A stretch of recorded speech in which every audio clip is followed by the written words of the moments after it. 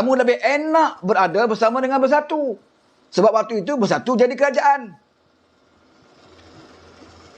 Itu sebenarnya. Bukan kerana DAP pun. Kalau kerana DAP, PAS lagi lama berkawan dengan DAP. UMNO kawan dengan DAP baru 10 bulan. UMNO berkawan dengan DAP baru 10 bulan. Dalam tempoh 10 bulan, tidak ada satu kes pun ya, DAP yang melibatkan orang Melayu. Yang menjatuhkan orang Melayu dan menghina Islam. Tak ada. Baru 10 bulan UMNO berkawan dengan DAP. PAS berkawan dengan DAP bertahun. Mereka tak apa. Orang lain tak boleh. Mereka berkawan dengan sesiapa saja pun tak apa. Hatta berkawan dengan iblis pun tak apa. Orang lain tak boleh. PMX berkawan rapat dengan ulama-ulama dunia pun tak boleh. Ya? Ada je tak betul PMX. Jumpa dengan Yusof Qaradawi baik, Yusof Qaradawi baik dengan macam-macam ulama lah. Ya. Yang baru ni datang ke Kuala Lumpur buat majlis besar-besaran. Itu tak baik. Ya. Yang dia ceritakan tentang PMX terlanggar seorang pelakon perempuan tu. Yang tu dia cerita dia besar-besarkan. Yang dia ceritakan PMX minta telefon dengan budak sekolah. Yang tu dia besar-besarkan.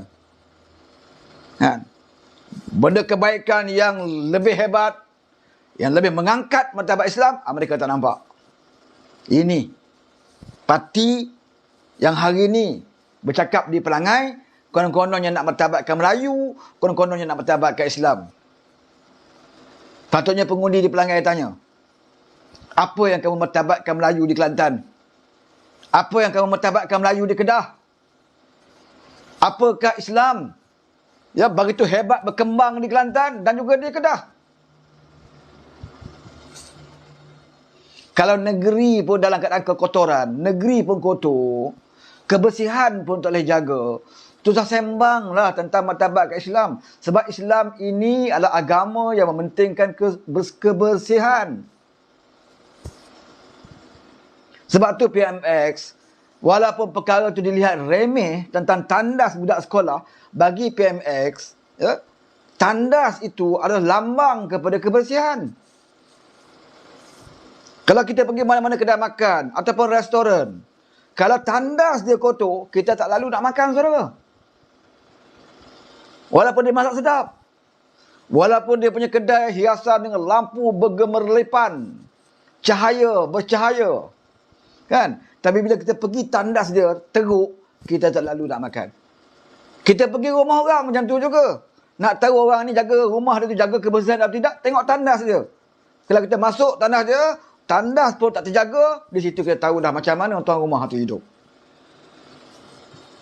Sebab itu Islam mementingkan kebersihan. Sebab itu nak solat, kena wuduk dulu. Menandakan kebersihan, penting. Tapi kalau kamu kata kamu dah perintah negeri, kebersihan pun tak boleh nak jaga, usah sembanglah nak martabatkan Islam. Ini yang PMX mulakan.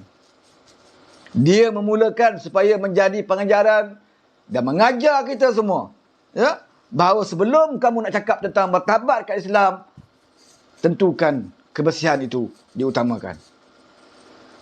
Sebelum ini, tandas sekolah siapa peduli? Usahakan Perdana Menteri, usahakan Menteri Pendidikan. Guru besar sekolah pun kadang tak tengok tandas budak. Pengetua sekolah pun kadang tak tahu dan tak tinjau pun tandas budak. Hari ini Perdana Menteri pergi tengok. Kalau dah Perdana Menteri boleh tengok masalah tandas, maksudnya apa? Maksudnya menteri, kamu kena ambil tahu. Maksudnya apa? Maksudnya pengetua, guru besar dan guru-guru kena ambil tahu benda ni. Itu yang PMX nak tunjukkan. Biarpun orang level dia sebagai inspektor tandas, tak apalah dia kata. Tak apalah, tak hina pun. Ya, kita bekerja untuk menjaga kebersihan, tak hina pun. Tapi kita akan jadi hina kalau kita menjadi pemimpin yang memimpin dalam keadaan negeri kotor. Menandakan pemikiran kita pun turut kotor sebenarnya. Ini yang semakin kita lupakan di kalangan orang Melayu. Ya? Cerita agama. Kadang kita pun kesal. Ya. Masjid rumah Allah itu sendiri pun kadang tandas kotor. Sedangkan itu sepatutnya diutamakan dulu. Tempat nak ambil wuduk pun kadang-kadang kita tengok berdaki. Lantai dia berdaki, berlumut. Tempat nak ambil wuduk. Di tandas pun macam tu juga. Di tempat itu rumah Allah tu. Maknanya rumah kita tak tahulah macam mana. Tempat kita meniaga tak tahulah macam mana. Pejabat kita tak tahulah macam mana. Sebab itu PMBI nak tunjuk contoh kepada kita semua.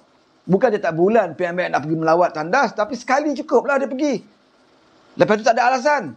Tandas rosak, okey, saya dah bagi peruntukan, buat. Sekarang ni jaga. Tandas begitu banyak dah dibiarkan. Tandas begitu menarik, cantik tandas. Dan macam tandas hotel lah sekarang di sekolah. Okey, dah bagi peruntukan. Sekarang ni tugas guru, pengetua dan guru hari-hari kena cek. Budak jaga ke tidak tandas. Sebab benda dah baiki. Kena jagalah. Sebab itu gunakan duit rakyat. Dan projek membaiki tandas ini, kebanyakan majoriti yang dapat projek itu adalah di kalangan Melayu, Bumiputera dan agama Islam. Yang dapat repair tandas tu, kebanyakan yang dapat projek itu adalah Bumiputera Melayu Islam. Di samping Perdana Menteri mengamalkan projek-projek membaiki tandas ini, di samping itu boleh membantu kontraktor-kontraktor kecil yang selama ini tak dapat job. Mereka dapat job. Saya tak langsung membantu kontraktor Bumiputera Melayu Islam.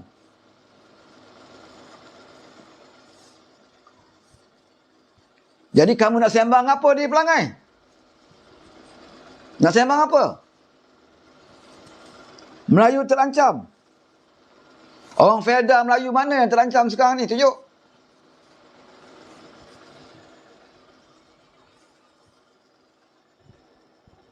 Nak kata Islam terancam. Islam di kawasan Fedah mana yang terancam? Apakah perkembangan Syiah Islam di bawah PMX ini menampakkan Islam semakin mundur? Kita nampak semakin meningkat. Di mana peruntukan kepada sekolah-sekolah agama, sekolah tahfiz ditingkatkan jauh lebih besar daripada kajian 33 bulan. Walaupun kajian 33 bulan itu ada parti yang bernama Parti Islam. Tetapi parti di bawah parti kajian perpaduan ini, peruntukan kepada sekolah-sekolah agama itu ditingkatkan lebih jauh. Lebih tinggi daripada zaman 33 bulan. Siapa yang mengangkat martabat Islam? Siapa yang tak berbuat apa-apa tentang Islam ini?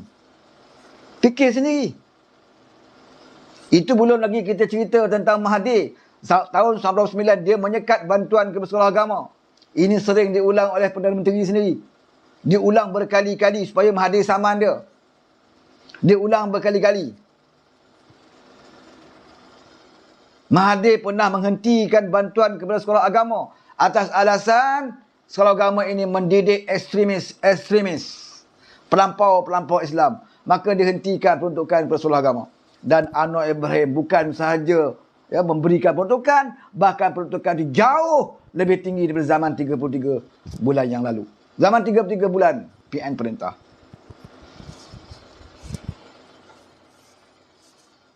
Peruntukan kepada sekolah agama, peruntukan kepada masjid-masjid.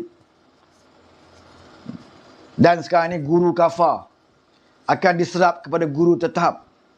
Di zaman kajian perpaduan. Yang kamu dulu tak boleh buat. Doktor-doktor berapa ramai dah dapat doktor tetap di zaman kajian perpaduan. Bukan zaman 33 bulan. Yang selama ini doktor banyak kontrak, dah berapa orang dia diserap. Secara beransur-ansur, berperingkat-peringkat, dan dah ramai pun dapat tetap. Di bawah kajian perpaduan. Kamu duk kata PMX tak buat apa. Ini menandakan bahawa kamu buta hati, buta mata, buta hati. Itu saja. Tak nak mengakui kebenaran. Mata kamu telah ditutup untuk melihat kepada kebenaran. Ada seketul daging busuk di dalam hati yang tidak boleh menerima kebenaran.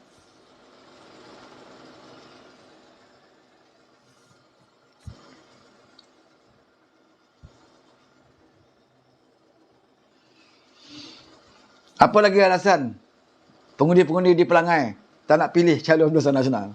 Apa alasan dia? Calon anak tempatan. Calon tidak ada rekod jenayah. Tidak ada kontroversi. Apa alasan lagi?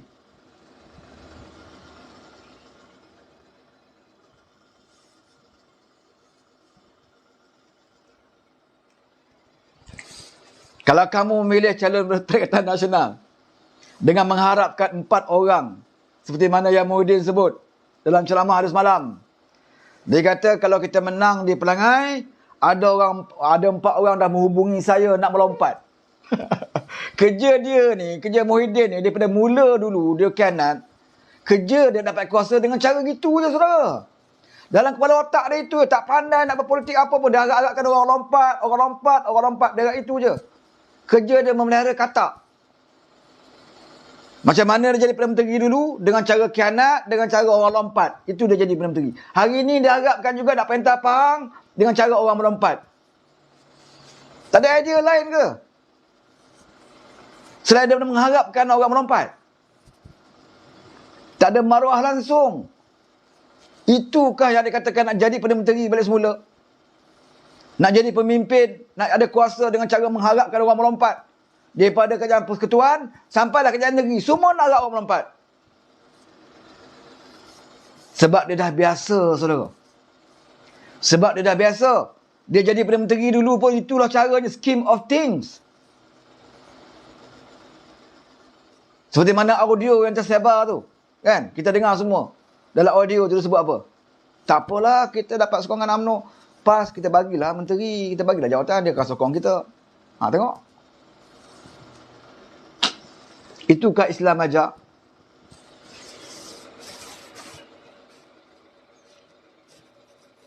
Sebab tu tak pelik dia jadi Perdana Menteri. Berapa ramai menteri zaman dia. Pecah rekod sejarah negara. Kalau saudara tengok dalam sejarah negara, tidak pernah ada menteri kabinet seramai zaman abah kau. Bila Ismail Sabri jadi Perdana Menteri, kurang seorang aja. Ramai juga, kurang seorang aja. Kurang satu daripada zaman abah kau. Jadi dua-dua Perdana Menteri ini, semua Perdana Menteri yang memberikan jawatan dan kedudukan kepada kumpulan-kumpulan dan puak-puak mereka. Dia tak peduli.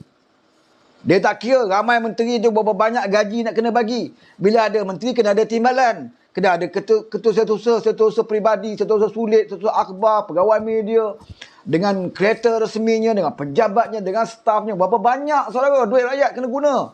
Dengan pelantikan menteri ramai ini.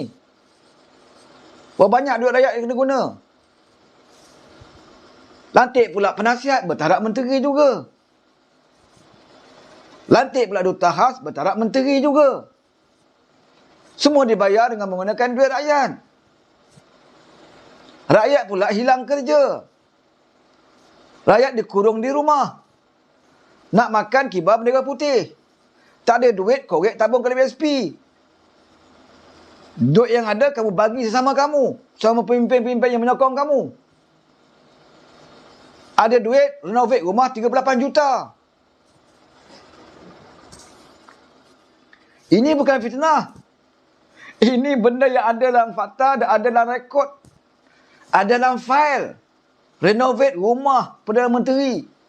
38 juta. Renovate. Bukan rumah baru. Saudara bayangkanlah kalau 38 juta ni, kalau buat rumah baru pun dah besar dah, saudara.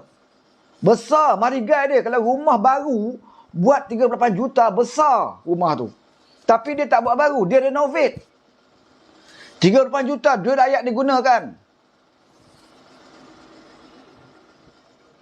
Tak tahulah harga sebenar berapa. Markup berapa harga kita tak tahu. Tapi tak masuk akal renovate 38 juta.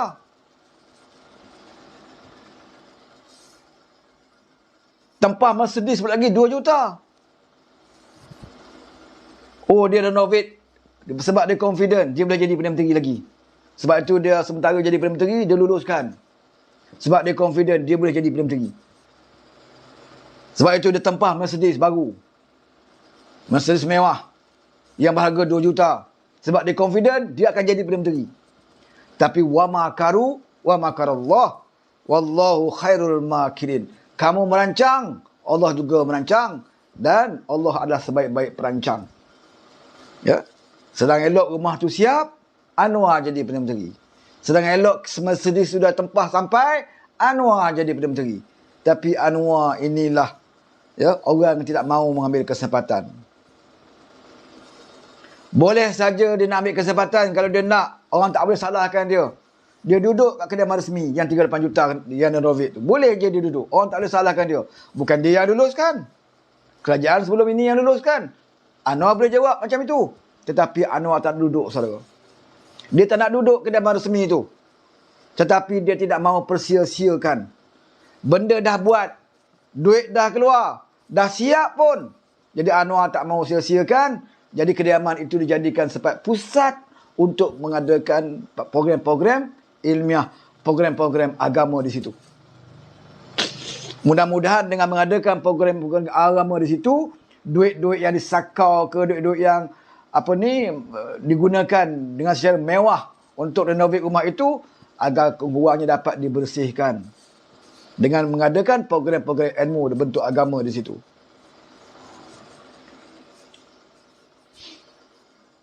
Begitu juga dengan kereta Mercedes. Boleh je Anwar nak bermewah-mewah. Kereta Merc 2 juta.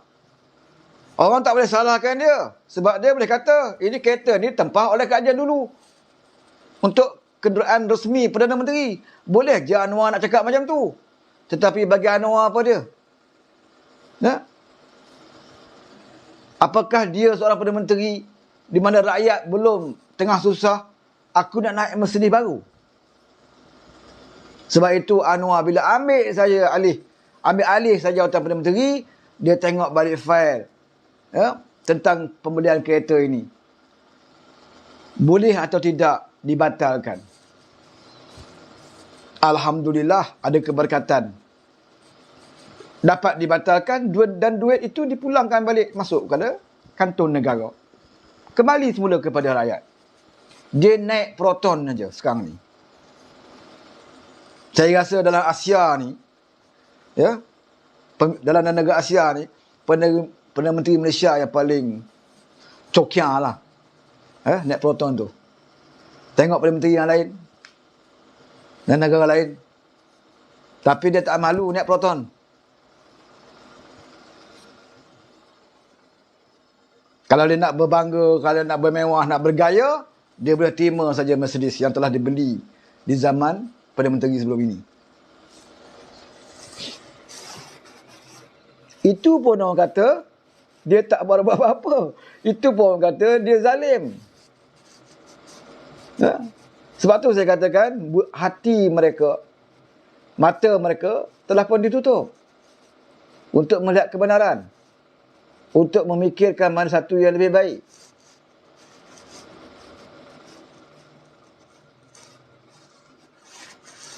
Biarlah pemimpin PAS ke orang lain nak naik Wildfire ke, naik apa ke, dia tak kisah tentang kenderaan.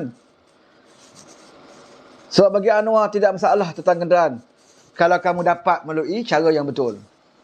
Kalau kamu ada hak untuk naik, naiklah. Islam pun ajar kita macam tu. Islam tidak melarang kita pakai mewah. Islam tidak melarang kita menjadi kaya. Tetapi apa yang Islam tekankan ialah sumber kekayaan itu datangnya daripada mana? Tak salah kita nak bermewah, tak salah kita nak kaya. Bahkan Islam mengajar. Islam selalu ingatkan kita bahawa kemiskinan itu lebih hampir kepada kekufuran. Kemiskinan lebih hampir kepada kekufuran. Ini agama kita aja. Oleh kerana itulah PMX berhasrat, bercita-cita untuk menghapuskan kemiskinan tegar. PMX tak perlu nak berslogan, tak perlu nak baca banyak hadis Al-Quran dan sebagainya untuk nak menunjukkan dia Islam, untuk menunjukkan dia pentadbiran Islam. Tetapi pelaksanaan itu. Kerana Perdana Menteri tahu bahawa kemiskinan lebih hampir kepada kekufuran, maka bawah kerajaan Madani, dia bercita-cita dan berhasrat dan juga merancang untuk menghapuskan kemiskinan tegar dalam tahun ini juga. Sebab tu dia katakan kemiskinan tegar. Dia tak sebut kemiskinan. Sebab kemiskinan ni tidak akan berakhir dalam dunia ni. Sehingga hari kiamat akan ada orang miskin. Tetap akan ada orang miskin. Sebab itu Allah turunkan hukum. Ya, dari segi hukum membayar zakat fitrah. Sebab Allah tahu sampai akhirat besok tetap akan ada orang miskin. Yang Anwar masukkan ialah kemiskinan tegar. Orang yang tak ada apa-apa langsung. Tak ada pendapatan tetap, tak ada tempat tinggal, tak ada apa. Nak makan, nak beli baju sekolah, tak ada, susu anak pun tak ada. Ini. Yang ini yang Anwar cuba hapuskan. Yang pemimpin sebelum ini tidak pernah fikir pun. Mahathir jauh sekali lah. Ya? Mahathir ni bila dengar je orang Melayu miskin, dia kata apa? Melayu malas. Dia itu je. Dia tak nak selesaikan. Bila dengar cerita ada ramai orang Melayu ya, yang tak maju-maju, orang Melayu dalam badan paras kemiskinan, dia kata apa? Melayu malas. Waktu dia ada kuasa. Waktu dia ada kuasa, dia hina orang Melayu. Melayu malas. Itu dia gatip oleh Mahathir Mohamad. Bila dah hilang kuasa, baru dia nak cakap pasal Melayu. Hari ni, kalau Mahathir bercakap, oh Melayu kena angkat martabat dia. Melayu kena bersatu. Bumi ini, bumi tanah Melayu. Jangan benarkan kerajaan perpaduan ini memerintah. Nanti tanah Melayu ini akan bertukar. Tidak lagi menjadi tanah Melayu. Hari ini dia gatip itulah saudara. Mahathir. Bila dia tak ada kuasa, puluhan tahun Tuhan bagi dia jadi Perdana Menteri. Mana Melayu yang dia martabatkan? Yang diangkat adalah kroni-kroni mereka. Kalau ada Melayu pun, Melayu seperti mana? Seperti Tun Daim.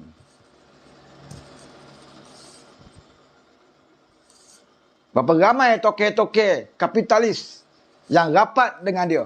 Sebab itu kalau dia sambut hari jadi, Mahathir ni, siapa dia yang paling ramai datang menyambut hari jadi dia? Toke-toke ni lah. Toke-toke ni lah yang meraihkan dia. Selama ni saudara pernah tengok Perdana Menteri kita sambut hari jadi baru-baru ni ada buat besar-besaran?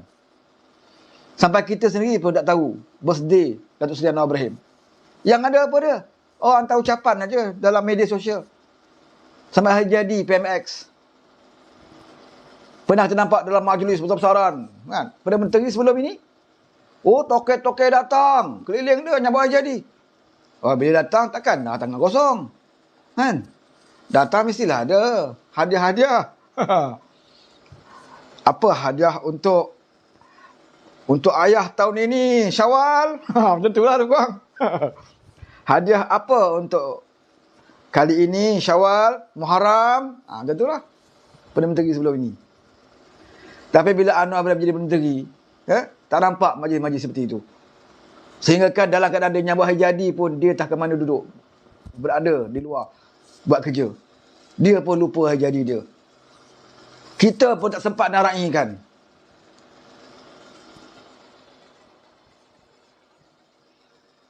Ya. Saya tak boleh nak lama juga sebab dah pukul 10.40.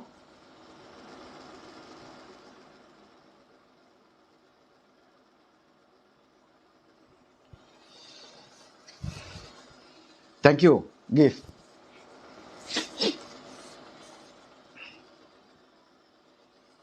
Jadi sebab tu saya katakan, ya, kita kalau nak tolak seseorang, mana calon, dia kena ada alasan. Ya. Kalau kita nak sokong pun, kita ada hujah kita nak sokong dia. Jangan mengikut cakap orang. Kita kena sokong dia sebab apa? Dia parti Islam. Tak boleh macam tu. Tak boleh, saudara. Kenapa kena pilih calon tu? Sebab dia parti Islam. Tak boleh. Kalau selagi itu cara kita berpolitik, rosak kita. Ya? Penunggang-penunggang agama ini ya, akan terus bermerajalela. Sebab ada pengundi-pengundi yang mudah diperdaya dengan umpan agama. Kita kena ingat dalam kajian perpaduan ini, kita meliputi semua kaum, bukan saja di Semenanjung, tetapi kita juga rakan-rakan kita di Sabah dan juga Sarawak. Sokongan kepada PMX ya, di Sabah dan Sarawak itu amat luar biasa, yang jarang didapati oleh Perdana Menteri sebelum ini. Ya. Menandakan bahawa dasar bawah kajian perpaduan ini nak menyatukan semua kaum dan semua agama dalam satu kerajaan, ya, mendapat kepercayaan majoriti rakyat. Rupanya ada hikmah juga, ya. Allah tidak memberikan mana-mana parti menang pada PRU yang lalu. Sebelum ini kita tak tahu apa hikmah dia. Kita tak tahu. Ya. Oh, semat pula pakai semat mata ni. Terima kasih. Kita tak tahu. Rupanya ada hikmah dia. Rupanya ada hikmah juga. Ya. Tiba-tiba Muhyiddin tidak boleh berfikir dengan waras menolak cadangannya Tuan Agong. Saya tidak boleh bayangkan kalau itu hari Muhyiddin terima PN bergabung dengan PH. Ya? Saya tak boleh nak bayangkan macam mana. Sebab kita tahu latar belakang pimpinan mereka. Macam mana kita nak bentuk kerajaan yang di dalamnya ada pengkhianat-pengkhianat. Orang seperti Azmin yang tikam kita dari belakang. Yang sabotas kerajaan kita. Bagaimana kita nak bentuk kerajaan dengan mereka? Tapi Tuhan lebih berkuasa. Tiba-tiba selepas Agung panggil, ya, mungkin Tuhan tutup hati dan otak Muhyiddin, tak cerdik waktu itu. Maka dia pun tolak.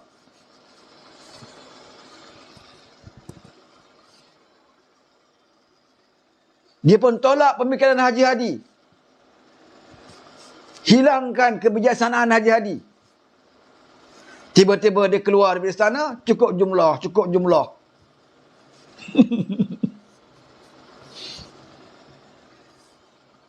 Muhyiddin masih lagi bercakap tentang SD. Di situlah, ya, hikmahnya. Yang kita sendiri tak pernah fikir. Ya.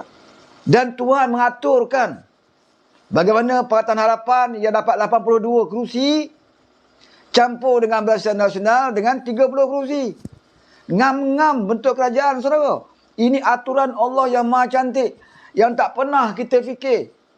Barisan Nasional tak nak terfikir, Pakatan Harapan pun tak nak terfikir. Tapi Allah susun. PN sombong dan ego. Tolak cadangan Agong. Walaupun cadangan itu adalah cadangan yang baik. Iaitu dengan tujuan menyatu padukan parti-parti politik. Dengan tujuan untuk menyatu padukan semua kaum dan juga agama. Tetapi PN dengan ego dan sombongnya. Ya, seperti mana sombongnya iblis. Apabila Allah memerintahkan sujud kepada Nabi Adam. Walaupun iblis itu punya ilmu yang tinggi. Walaupun iblis tahu bahawa Nabi Adam itu adalah hamba dan rasul yang Allah turunkan, Allah ciptakan. Makhluk manusia yang Allah ciptakan. Tetapi dia ego. Tak nak sujud kepada Adam. Nabi Adam. Keegoan inilah juga yang dilakukan oleh Abah Kau dan juga Haji Hadi. Walaupun pandangan cadangan yang Tuan Agong itu baik, satu perkara yang makruf, kerana Allah menyeru kepada penyatuan. Wa'tasimu bihablillahi jami'an wa la tafarraqu. Ini ayat Quran yang menyeru kepada penyatuan. Jangan berpecah belah. Satu saranan yang makruf daripada ulil amri, pemerintah. Bukankah Haji Hadi selalu sebut wajib taat kepada pemerintah selagi mana pemerintah tidak menyeru kita kepada kemungkaran. Sekarang ini pemerintah menyeru kepada benda yang makruf, iaitu penyatuan. Bersatulah YPN, bersatulah YPH, bersatulah YBN, rangkum sekali bentuk kerajaan supaya negara ini boleh dibangunkan. Itu seruan yang Tuan Agong selaku ulil amri waktu itu. Kerajaan tidak terbentuk waktu itu. Agong yang berkuasa waktu itu. Dan dia menyeru ke arah penyatuan. Seperti mana yang Al-Quran ajar. Tapi ada orang ego dan sombong. Sebab apa? Sebab dia tidak dinamakan sebagai Perdana Menteri. Itu aja. Cuba kalau Agong beritahu, okey PN, kamu bergabung dengan PH. Dan Muhyiddin jadi Perdana Menteri. Confirm dia nak. Tak kira lah DAP ke tak DAP ke, memang dia akan terima, saudara. Sebab nama dia sebagai Perdana Menteri. Tetapi oleh kerana nama dia tidak dikatakan sebagai Perdana Menteri, maka dia tolak. Alasan dia tak mau dengan PH sebab ada DAP.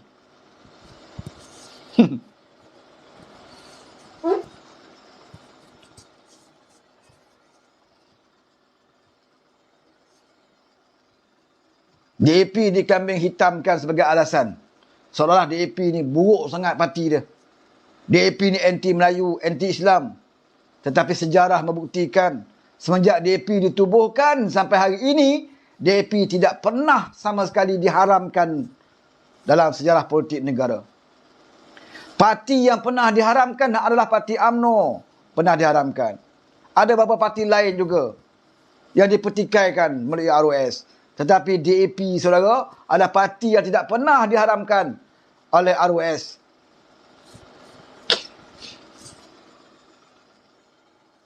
Kalau dia tidak pernah diharamkan oleh ROS, bermakna apa? Bermakna parti ini adalah parti yang sah, parti yang tidak melanggar perlembagaan. Sebab itu dia dibenarkan bertanding dalam pilihan raya.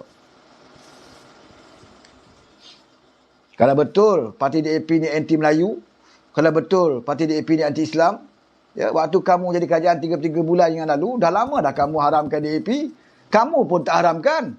Maksudnya kamu tahu bahawa DAP tidak melanggar perlembagaan. Kamu tahu DAP tidak mengancam orang Melayu. Kamu tahu DAP tidak mengancam Islam. Sebab tu kamu tidak buat apa-apa pun. Cuma bila kamu dah hilang kuasa, baru kamu nak kata, ya, jangan berkawan dengan DAP. DAP anti Melayu, DAP anti Raja, DAP anti Islam. Saya nak bagi tahu kepada orang Islam, ya, kita duk kata DAP ni macam-macam, tetapi sebenarnya dalam politik negara kita ini, yang paling banyak memfitnah, yang kalah sama fitnah adalah orang Melayu yang beragama Islam. Patutnya kita malu dengan DAP. Kita orang Melayu beragama Islam yang diajar melalui Al-Quran dan hadis tentang adab dan juga akhlak, tentang berdosa besarnya memfitnah. Tapi kita lah orang yang mendapat carta tertinggi, orang yang selalu kalah fitnah berbanding dengan pimpin DAP. Kita jago dalam memfitnah orang. Apakah itu yang kita banggakan sebagai orang Melayu Islam? Tak malukah kita kepada bukan Islam? Kita bercerita pasal orang dalam kain orang, dalam seluar pemimpin, jadikan hujah dalam politik. Tak malukah kita? Berkempen dalam politik, cerita pasal dalam seluar orang, dalam kain orang, dalam kelambu orang. Saudara pernah dengar tak pemimpin DAP ataupun MCA ataupun MIC, bahkan gerakan sendiri pun, saudara pernah dengar tak dalam kempen-kempen mereka bercerita tentang liwat, cerita tentang... Tak ada, saudara. Mereka tahu. Mereka juga ada maruah. Pada mereka, cerita-cerita macam ini merendahkan lagi darjat mereka. Sebab itu dulu, bila DAP ni walaupun dia bermusuh dengan MCA, dia pernah bermusuh berlawan dalam politik. Ya, MIC, gerakan DAP, mereka saling bermusuh dulu. Tapi dalam permusuhan mereka, pernah tak kita dengar di antara pemimpin mereka memainkan isu-isu seperti ini? Walaupun ketika itu kita masih ingat, Presiden MCA, Chua Soe Lek, ada satu skandal yang dia sendiri mengaku dalam video tu ada dia melakukan perbuatan tersebut. Tapi tidak menjadi bahan kempen DAP pun dalam pilihan raya. DAP tak jadikan isu itu untuk nak menjatuhkan MCA dalam pilihan raya. Dia sendiri pun tak tergamak dalam isu benda-benda yang dalam kelambu ini, saudara. Tapi pemimpin Melayu Islam, lebay, ulama, mereka menjadikan ini modal politik mereka. Patut kita Melayu malu kepada mereka yang bukan Islam. Al-Quran diturunkan kepada kita, kita belajar, hadis kita belajar. Kita selalu sebut ulama pewaris Nabi. Apakah itu yang diwariskan oleh Nabi? Sedangkan Nabi, orang mengaku depan dia sendiri, seorang wanita mengaku depan dia sendiri melakukan zina, itu pun Nabi tak endah. Nabi tak percaya, dia suruh balik. Sampai 3-4 kali mengaku, barulah Nabi bertindak. Maknanya, benda betul cerita depan Nabi pun, Nabi tak nak dengar kalau boleh. Ini kita benda tak betul, tak nampak, kita tak nampak pun. Kita korek-korek dan terus korek untuk nak cerita pada orang, mereka keaiban orang. Ini ke akhlak yang Islam ajar. Sebab itu parti itu tidak pernah mendapat keberkatan dalam negara kita. Walaupun parti ditubuhkan lama, tahun 1946, tapi tidak pernah diberi peluang untuk menjadi pemerintah mengetuai kerajaan.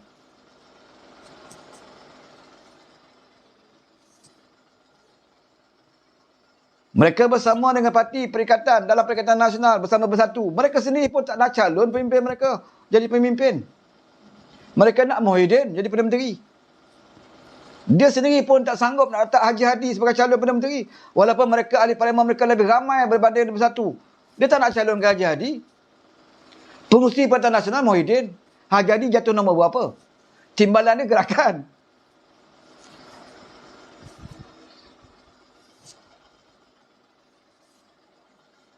Nak jadi timbalan Perdana Menteri pun tak dapat, PAS.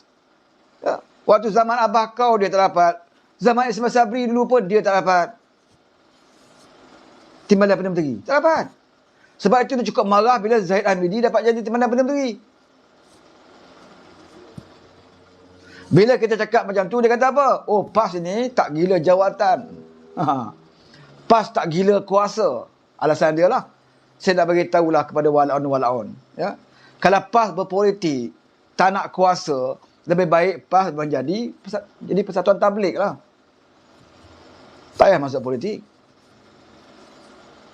Kalau berpolitik tak nak kuasa, jadi persatuan dakwah. Macam tabligh ke, ABIM ke. Ya. Sembang kalau nak buat hudud, nak buat undang-undang Islam, nak buat macam undang-undang Islam, tapi tak nak kuasa. Nak buat macam mana?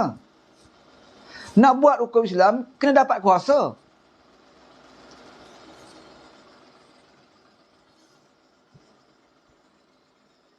Ini dah dapat kuasa pun tak boleh nak buat. Apatah lagi tak ada kuasa. Dah dapat kuasa tak boleh nak buat. Apatah lagi tidak ada kuasa. Yang sebenarnya kamu hanya nak jadi wakil rakyat. Nak jadi ahli parlimen untuk diri kamu. Kamu dapat gaji, kamu dapat allowance. Akan datang ada pencet. Itu saja.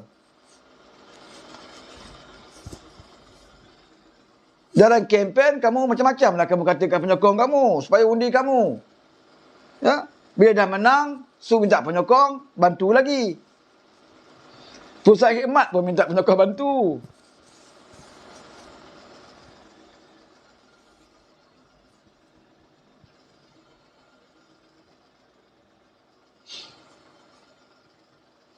Jadi kepada orang pelangai, kali ini gunakan peluang ini. Buktikan kepada parti PAS, buktikan kepada Perikatan Nasional, buktikan kepada Muhyiddin bahawa rakyat di negeri Pahang, khususnya di Pelangai, tidak akan terpedaya dengan propaganda yang kamu bawa tentang perkauman, ya, tentang sentimen agama, dan tentang nak perintah negeri melalui kata-kata yang melompat. Cukup-cukuplah main kata ni. Berapa lama nak main dengan kata ni? Malulah maruah nak jadi kerajaan melalui kata-kata. Mengharapkan jadi kerajaan dengan cara mengharapkan orang melompat. Mana kekuatan kita? Kekuatan diri kita sendiri tak ada. Sebab itu jangan mulakan pengkhianatan. Kalau kita mula dengan pengkhianatan, mendapat kuasa melalui khianat, ya, bila kita nak jadi kerajaan, kita juga mengharapkan orang lain khianat. Sebab dia pernah khianat. Muhyiddin pernah khianat. Dia pernah khianat Pakatan Harapan.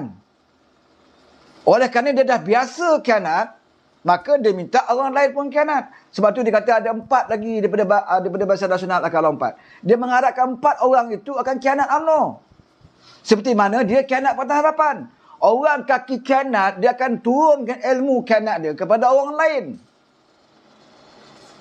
Terpulang kepada wakil rakyat UMNO lah. Nak menuntut tak ilmu khianat? Nak menuntut ilmu khianat, guru dia Muhyiddin. Nak menuntut ilmu khianat, guru dia Mahathir. Sebab dia mulakan, dia yang buat. Sebab tu tak pelik kalau hari ini dia kata nak ambil Pahang dengan mengharapkan 4 adun daripada Barisan Nasional lompat. Sebab dia pernah buat. Dia dapat kuasa melalui pengkhianatan. Dia pernah buat, dia pernah lakukan. Dan diharap orang lain lakukan. Dan saya percaya saudara, keseluruhan ada 16 hari ini. Hari ini ada 16 orang adun buat sidang media. Semua sekali ada. Dan mereka memberi pengakuan bahawa tidak ada seorang pun yang berhajat untuk nak melompat. Itu hanya propaganda politik yang dimainkan untuk nak mengasut pengundi-pengundi. Konon-konon ada 4 adun daripada Barisan Nasional Angkatan 4. Hari ini tadi PC, mereka buat sidang akhbar, tidak ada seorang pun akan melompat. Mereka nak kata apa lagi? Mereka nak beli, berapa banyak duit kamu ada? Kalau betul kamu nak beli, kamu banyak duit, saya nak bagi tahu simpan-simpan duit itu.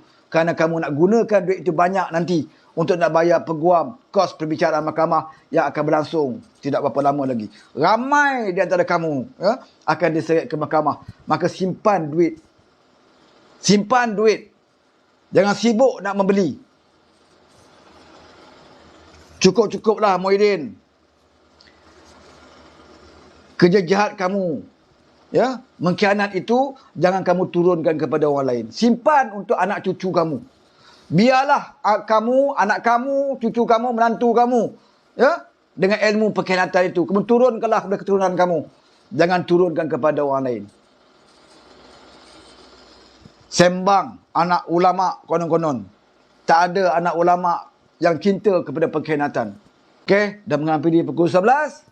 Saya rasa cukup sampai di sini dulu tazkirah kita pada malam ini. Tazkirah saudara.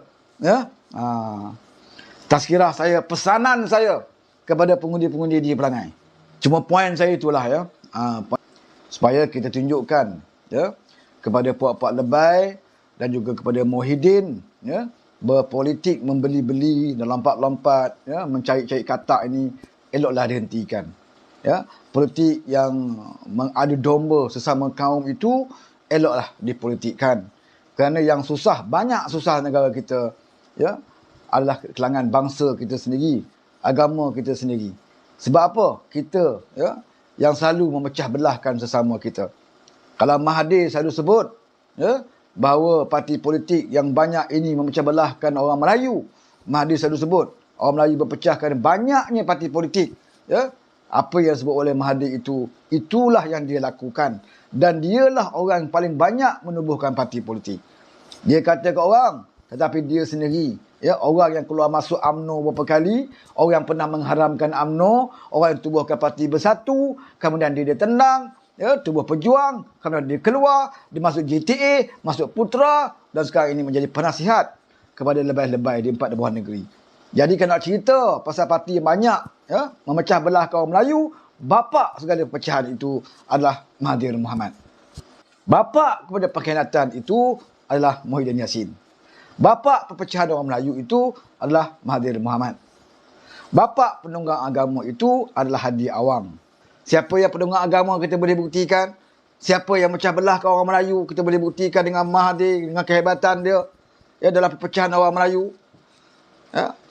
Dan orang yang hebat dalam sisi pengkhianatan, scheme of thing, beli orang, Muhyiddin Yassin. Kita boleh buktikan dengan mudah. Dan satu-satunya pemimpin yang konsisten dalam perjuangan adalah PMX kita. Dia tidak banyak parti. Dia daripada UMNO, dia tidak keluar. Tetapi dia dipecat. Dan dia berada dalam parti keadilan. Tidak ada parti lain. Walaupun ada orang berkawan keadilan keluar, PAS bersama keadilan keluar, Anwar tetap dengan keadilan. Hatta parti keadilan tinggal satu saja wakil dalam parlimen, dia tidak berubah. Dia tidak tubuhkan parti baru, dia tidak berhijrah ke parti lain. Dia masih ke keadilan. Walaupun ketika itu orang mengatakan keadilan hampir-hampir dikuburkan. Tetapi dia tak istiqamah sampailah pada hari ini. Muhyiddin Yassin, Mahathir Mohamad, Hadi Awang, saya ceritalah. Walaupun Hadi Awang ni ada satu parti saja, pernah bersama dengan PAS saja, tetapi parti dia itu ada track record berkahwin dengan banyak orang, bercerai dengan banyak orang.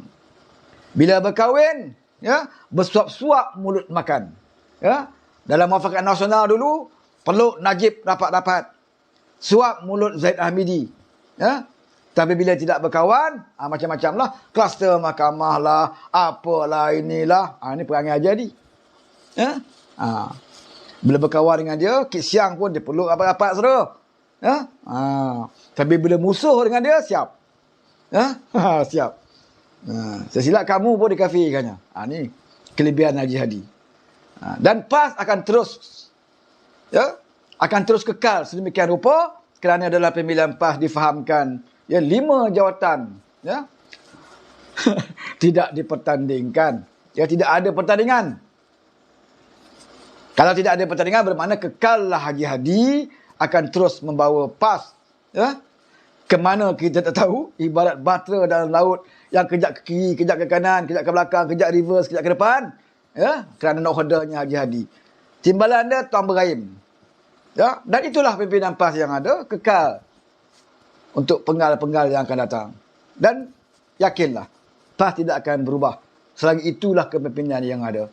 Kerana orang yang baik dalam PAS tidak berani nak tegur Haji Hadi.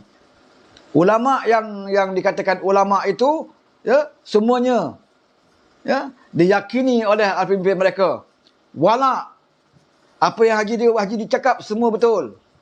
Waktu jadi kerajaan harga barang naik, jangan salahkan kerajaan, kata Jadi. Betul kata mereka.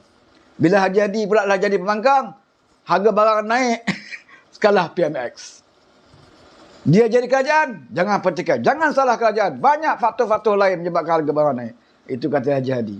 Bila jadi pembangkang, berasnya isu, beras import punya isu pun PMX salah. Situ kita boleh fikir, saudara. Ya? Fikirlah dengan matang dan buatlah keputusan yang betul di pelangai nanti.